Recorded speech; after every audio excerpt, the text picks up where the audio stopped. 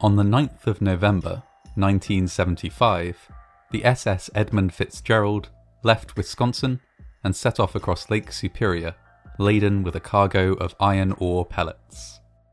It was a journey the cargo freighter had made many times before, but this particular sailing would be different.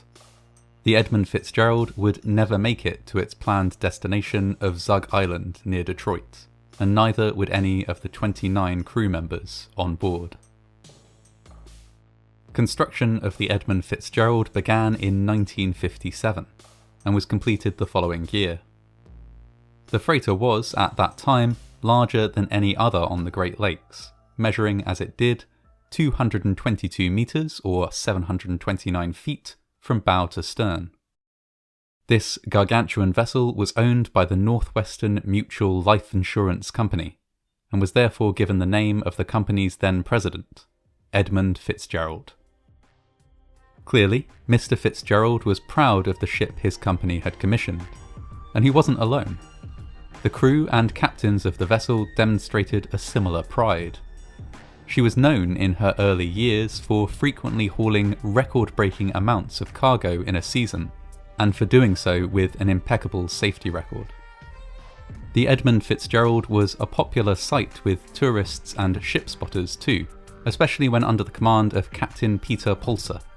This particular captain was known for piping music through the ship's tannoy system to inspire the crew, and for heading out on deck with a bullhorn as the ship passed through locks, in order to bellow commentary and fun facts to watching tourists. The haulage of cargo across the Great Lakes of America might seem like a fairly mundane task. Indeed, the Edmund Fitzgerald was often referred to as a workhorse of a ship. It's safe to say though that among those in close contact with her she was a much loved workhorse. In her early years she was cared for well, and thus by 1975 was nowhere near the end of her expected lifespan.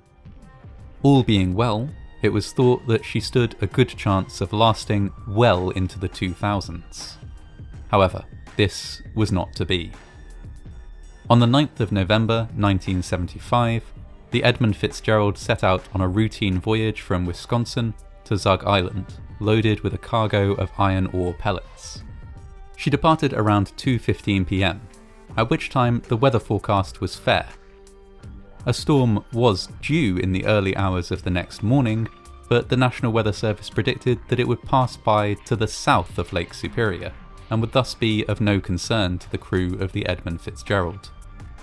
Just 5 hours later, however, the National Weather Service updated their predictions. Far from passing by to the south, the storm would bring gale-force winds to the whole of Lake Superior. The captain at the helm of the Edmund Fitzgerald for this journey was 63-year-old Captain Ernest M. McSorley.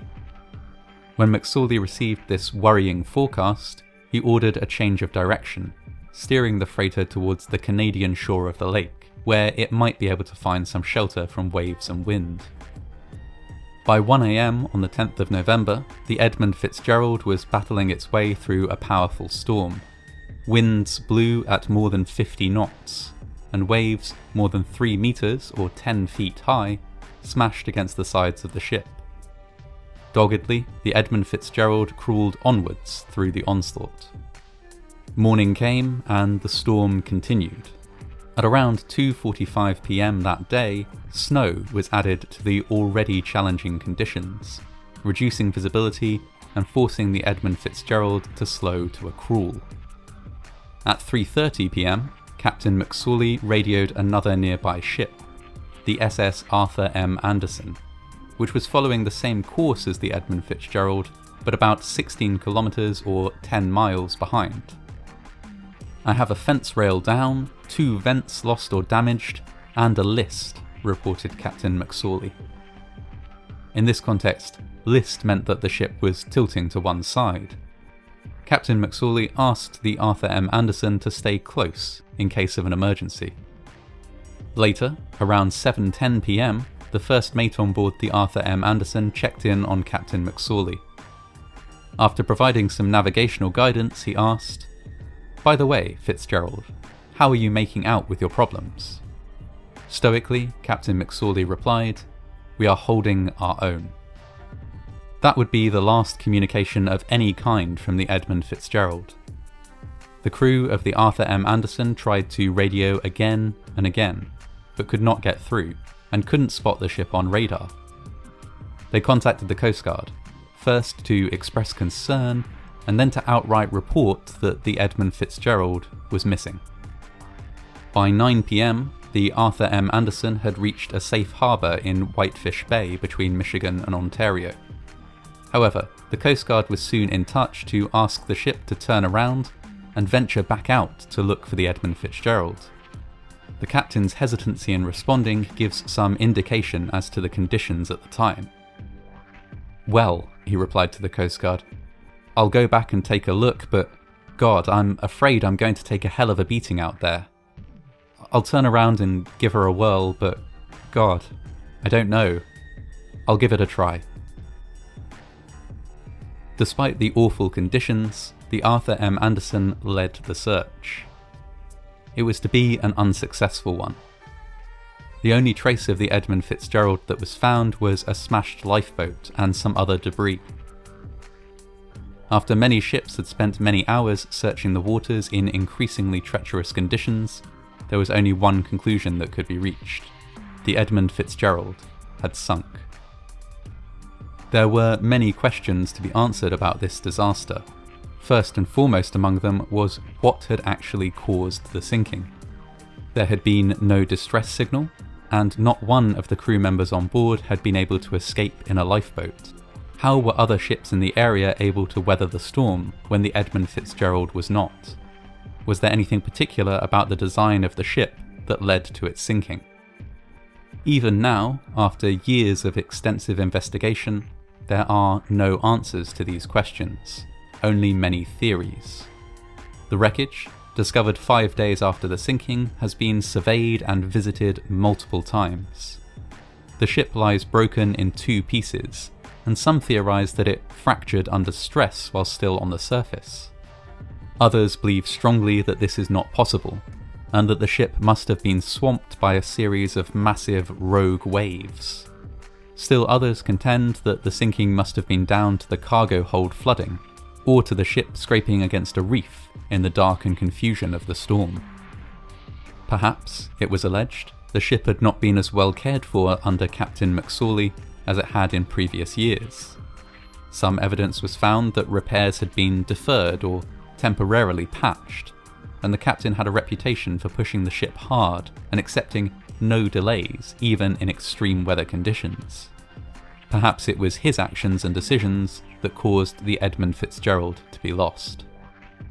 While the exact mechanism of the disaster remains unclear, several contributing factors were identified in the years after the wreck, and even though no single one could be blamed for the incident, changes were made to improve safety across the board. In the aftermath of the disaster, depth detectors were made mandatory on ships over a certain weight, as were survival suits for all crew. Navigational and communication infrastructure on the Great Lakes was improved dramatically, as were maps and charts of the area. Finally, the US Coast Guard began a much more rigorous inspection program of all ships sailing on the Great Lakes. These routes are not without danger, but thanks to these changes and more, there hasn't been another incident as deadly as the sinking of the Edmund Fitzgerald in the area since. A memorial to the 29 crew members who lost their lives when the Edmund Fitzgerald sank stands near the water at Whitefish Point in Michigan. The ship's bell and anchor have also been retrieved and are kept in museums to be preserved in honour of the memory of the deceased. The sailors who perished were proud and competent individuals. Though we do not necessarily know exactly why they were lost, we can still appreciate the immense risk they took in order to carry out their work. Shipping on the Great Lakes continues to this day, an everyday, necessary undertaking which fuels industry and powers a nation. The journeys back and forth across Lake Superior and the other inland bodies of water in the Great Lakes chain may seem unremarkable, simply because they happen every day. The cargo is mundane, the work steady. But, as the Edmund Fitzgerald shows, the crew who undertake this relatively thankless work do so at great personal risk.